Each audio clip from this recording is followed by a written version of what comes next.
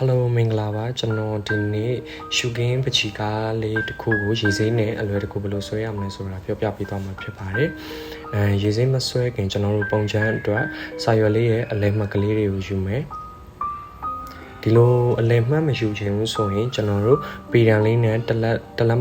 မကွဲဆိုတဲ့ scale လေးတွေချပြီးတော့ဆွဲလို့ရတယ်ပေါ့နော်ကျွန်တော်ကတော့ scale မချဘဲနဲ့အဆင့်လေးတွေကိုမှန်းပြီးတော့ကျွန်တော်မြင်းတစ်ချောင်းဆွဲလိုက်မယ်ပေါ့နော်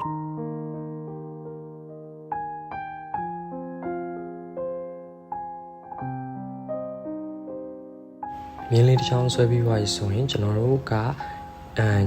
village အိမ်ပုံလေးဆွဲမှာဆိုတော့အိမ်လေးကိုကျွန်တော်တို့အကျန်းခဲတံလေးနဲ့အရင်အကျန်းကောက်မယ်ပေါ့နော်ဗီဒီယိုလေးကိုရှင်းမှာဆိုလို့ကျွန်တော်နည်းနည်းလေးမြန်မိတာပါတယ်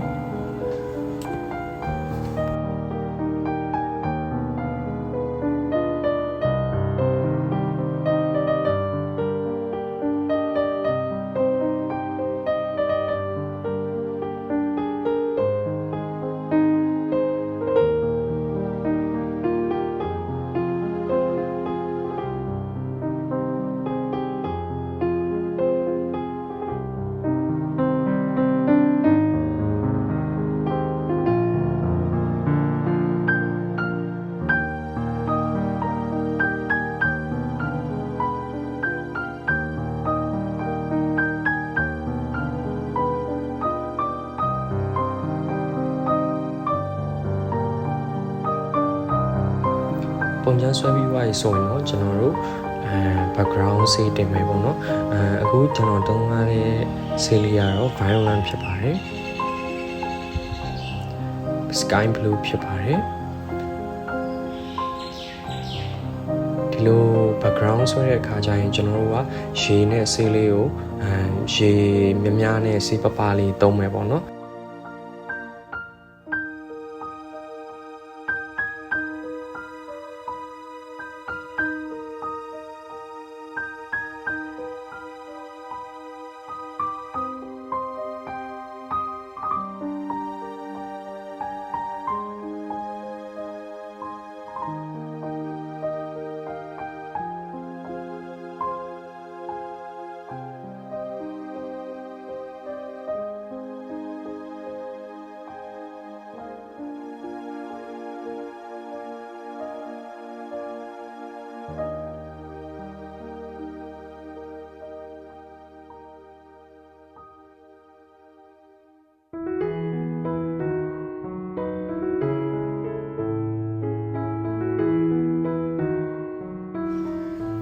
ပြီးရင်ကျွန်တော်တို့ဒီနေရာလေးကတပင်လေးထိုင်မှာဆိုတော့ဒီနေရာလေးကိုကျွန်တော်အစိမ်းလေးနဲ့အစိမ်းပပလေးနဲ့ကျွန်တော်လိုက်ပြီးရာပေးရပါတယ် background လေးဆေးတင်ပြီးသွားပြီဆိုရင်အခုအိမ်ခေါင်လေးကိုဆေးတင်မယ်ပေါ့နော်ကျွန်တော်သုံးထားတဲ့ဟာလေးကတော့ yellow ochre လေးကိုရေလေးများဆေးလေးပပလေးနဲ့ပထမတစ်ယောက်အရင်သုံးထားပါတယ်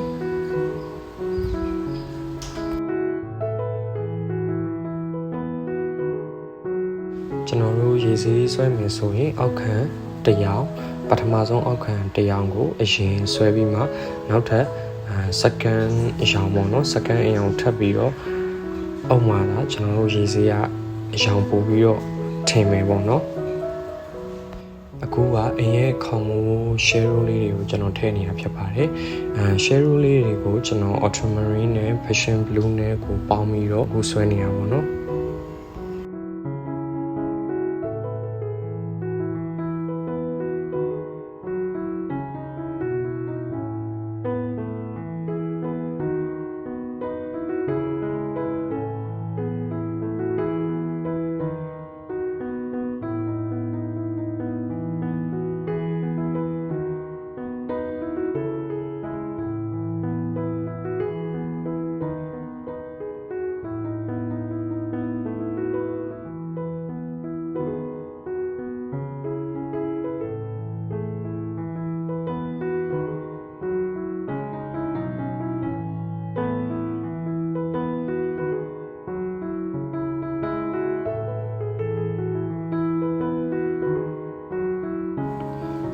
အခုသုံးတဲ့ဟာလေးကတော့ ultramarine ပဲဖြစ်ပါတယ် brown လေးနည်းနည်းသုံးမယ် ကျွန်တော်တို့ပချီမှာလိုအပ်တဲ့အလင်းအမှောင်နဲ့တုံးအနှိမ့်အမြင့်လေးတွေကိုပထမဆုံးကျွန်တော်တို့ဆေးတင်တဲ့အခါမှာအရမ်းမများပဲနဲ့ဆေးပပရှင်များများလေးနဲ့အသုံးပြုမယ်အခုကတော့ကျွန်တော်ပထမဆွဲရတဲ့ဆေးပေါ်မှာထပ်ပြီးတော့ဒုတိယအယောင်လေးတွေကိုsketching လုပ်ပြနေရမှာဖြစ်ပါတယ်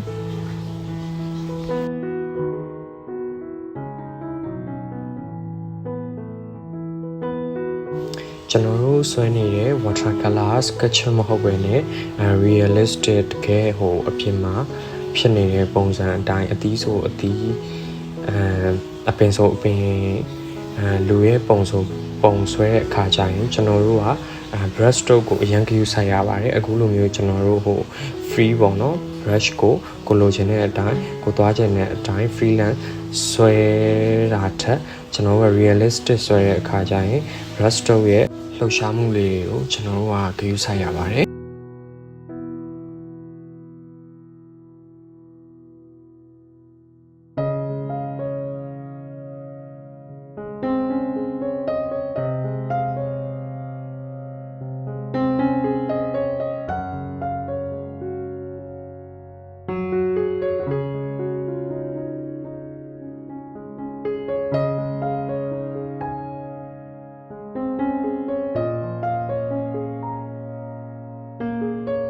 အခုကျွန်တော်တို့ share ထည့်တဲ့အခါကျရင်ဆေးလေးကိုမထူမပါလေးဆွဲမယ်ဆွဲပြီးွားရင် brush ကိုရေစွပ်ပြီးတော့အဲ့ရေလေးကိုမချောက်တစ်ချောက်လေးတုပ်ပြီးတော့အဲ့ဒီဆေးလေးကိုကျွန်တော်တို့ brush လေးနဲ့ပြန်မယ်ပေါ့နော်အခုနောက်ထပ်ခေါင်ရဲ့ share လေးကိုလည်းကျွန်တော်တို့အရှိရပြောရတဲ့အတိုင်း brush ကိုရေစွပ်ပြီးတော့မချောက်တစ်ချောက်လေးတုပ်ပြီးရင်ဆေးလေးကိုကျွန်တော်ပြန်ဖြီမှာပေါ့နော်အခါကျရင်ကျွန်တော်တို့ကဆေး mixing ပေါ့ကျွန်တော်ရောဆက်သွားတဲ့ပုံစံလေးကအခုလိုကြည့်ရတဲ့အခါကျရင်တတိတတိုင်နဲ့မဟုတ်ပဲနှစ်ခုဟာလှလှပပလေးနဲ့ရုံနေရအောင်ကျွန်တော်တွေ့ရမယ်ပေါ့နော်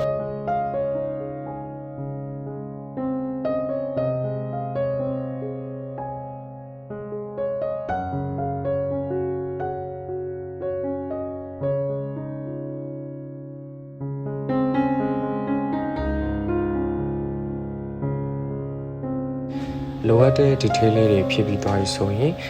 ကျွန်တော်တို့အောက်မှာလိုတဲ့ background လေးကို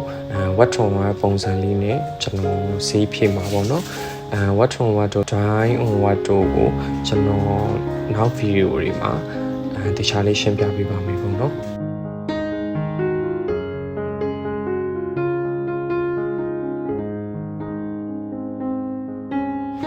ပြင်ဆွဲဖို့အတွက်လိုအပ်တဲ့ကျွန်တော်တို့ပထမအယောင်ပေါ့နော်ပထမအယောင်လေးကို deep green နဲ့ yellow ochre လေးကိုသုံးပြီးတော့ကျွန်တော်ဆွဲပြပေးထားပါတယ်ပေါ့နော်ပထမကျွန်တော်တို့တင်ထားတဲ့ဆေးမချောက်ခင်ပါပဲကျွန်တော်တို့လိုချင်တဲ့နောက်တစ်ယောင်ကိုအခုထပ်ပြီးအုပ်မှာဖြစ်ပါတယ်အဲဒီဆေးအုပ်တဲ့အခါကျရင်အောက်ကအယောင်လေးကိုကျွန်တော်ရေမချောက်ဖို့တတိထားပါတယ်ရေချောက်သွားတဲ့အခါကျရင်ကျွန်တော်တို့ဆေးအုပ်တဲ့အခါမှာအခုလိုမျိုးပုံစံဖြစ်မနေပဲနဲ့အကွက်နဲ့ဟိုကျွန်တော်တို့ brush ရဲ့ stroke တိုင်းကျွန်တော်တို့ပေါ်နေမှာပဲဖြစ်ပါတယ်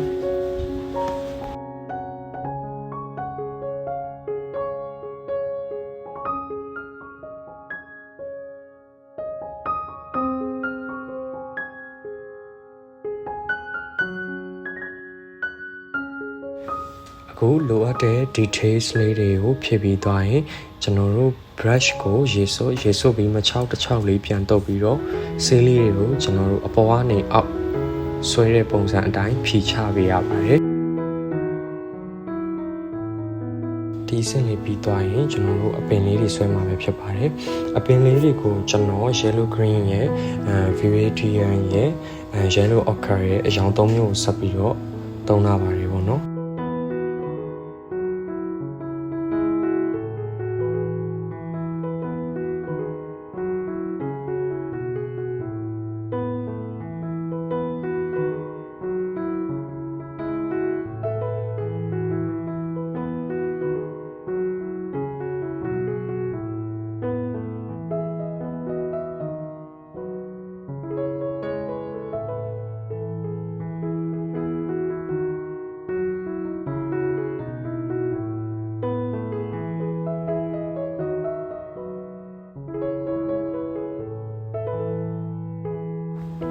sketching ဆိုတဲ့အတိုင်းကျွန်တော်တို့ကဒီတပင်းနေအိမ်နေဆွဲတဲ့အခါကျရင်realistic ပုံစံမျိုးကိုအချမ်းကောက်ထားတဲ့အတိုင်းတထရာကြီးရဲ့မဟုတ်ဘဲနဲ့ brush stroke လေးရဲ့အသွားလာလေးကိုကိုလက်လေးနဲ့ထိန်းပြီးတော့လှိုင်လာသူတို့ creation ကောင်းတယ်လို့ကျွန်တော်တို့ပုံဖော်လို့ရပါတယ်ပေါ့နော်အခုကျွန်တော် deep green လေးကိုထပ်ပြီးရောရပါတယ်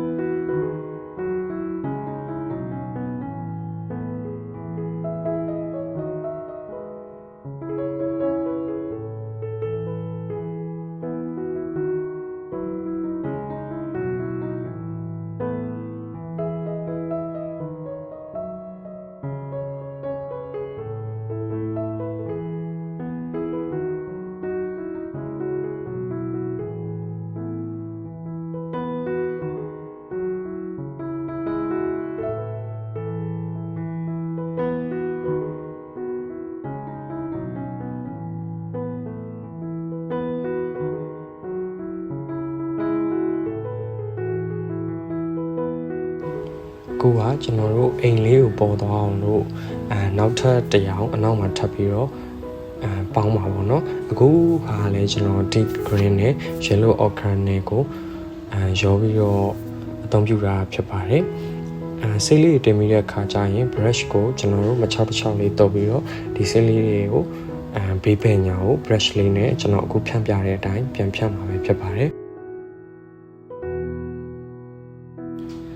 ဆေးလေးတွေကိုအယောင်ဆက်ပြီးအသုံးပြုတဲ့ခါကျရင်အယောင်ရဲ့သဘောတရားလေးတွေ primary secondary color လေးရဲ့သဘောတရားလေးတွေကိုကျွန်တော်ဒီ video ရဲ့ comment အောက်မှာ link လေးနဲ့ကျွန်တော်ချပေးထားပါတယ် color ways ရဲ့သဘောတရားလေးတွေကျွန်တော် color ရဲ့သဘောတရားလေးတွေကိုသိချင်တယ်ဆိုရင်တော့ဝင်ပြီးကြည့်သွားပေးလို့ရပါတယ်အခုကတော့ကျွန်တော်အကောင်လုံးပြီးရဲ့အနောက်မှာအဖြူလေးပေါ့နော်ဆေးဖြူလေး ink အဖြူလေးနဲ့ကျွန်တော်တို့လိုအပ်တဲ့နေရာလေးတွေကိုလိုက်ပြီးဖြည့်မှာဖြစ်ပါတယ်ဆေးဖြူပြီးသွားရင်ကျွန်တော်တို့ကလိုအပ်တဲ့ details အင်းရဲ့ကောက်ကြောင်းအမဲလေးတွေကိုကျွန်တော်တို့ကဆေးအမဲကိုအသုံးမပြုဘဲနဲ့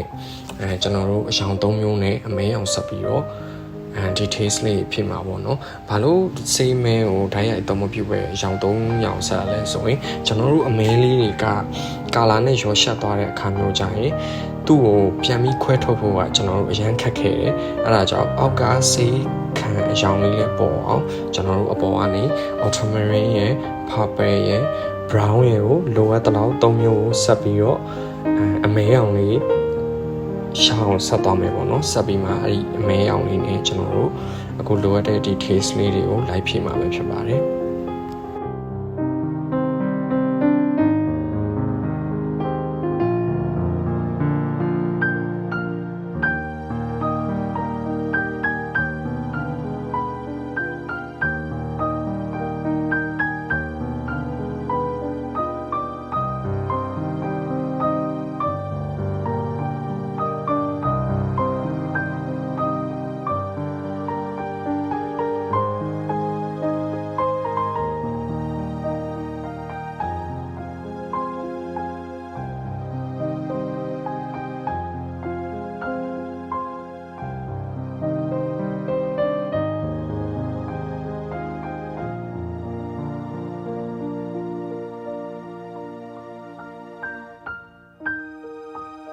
details လေးတွေထည့်ပြီးသွားတဲ့နောက်မှာစုပ်တန်လေးနဲ့ဆေးပေါက်မှာပဲဖြစ်ပါတယ်